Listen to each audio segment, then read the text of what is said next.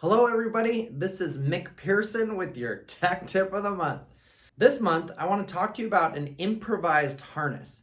So if you've ever been out in the mountains or on a rock climb and you get all the way to the base and your partner forgets their harness.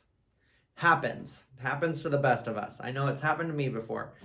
In that case, the ideal scenario is that you pull out 21 feet of your favorite rainbow 1-inch tubular webbing. Tubular webbing obviously is the best for this just because of how wide it is.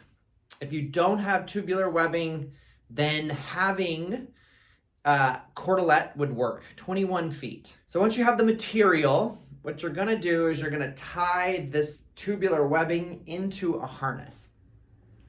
What I like to do is start with about 1.5 feet and tie a single overhand. And this is just a marker. Once I do that, I'm gonna actually make the first foot loop, and this is fully customizable. So you're just gonna make an overhand on the bite and tie it off. And it should be about 4 inches from that original knot. And you can see that you can customize the actual circumference of the leg loop. So this is about as wide as it goes for someone with my legs. Okay, once I've made the first one, you can see that I have the marker and then my first loop. I'm gonna go about 4 inches and make your second one the same circumference. Once you've created both leg loops, it's gonna look something like this. So you have 2 leg loops. You've got about 1.5 feet on one side, and now you have the rest of the material that you can wrap around your body.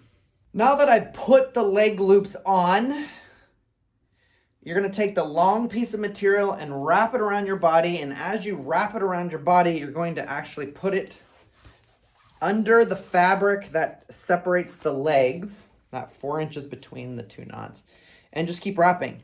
You can see now this is why the thicker tubular webbing will be more comfortable for the climber, and cord can be just a little bit challenging. But here I go. I'm essentially wrapping it until I get to the end. And once I get to the end, I want to just make sure everything is nice and even up by my hips. Great. This is what it's going to look like. This is that extra fabric. So here, this is where I'm going to tie this off with an overhand or a figure 8 follow through.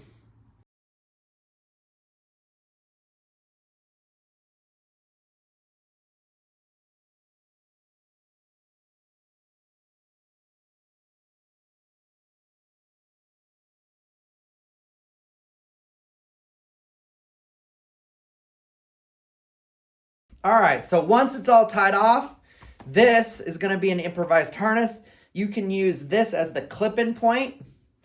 And here's the knot. That's what it's going to look like. All right, so even though it may not be the most comfortable, it sure will help you continue on your goal and not ruin your trip. So thank you for joining me this month for your tech tip. We'll see you next month.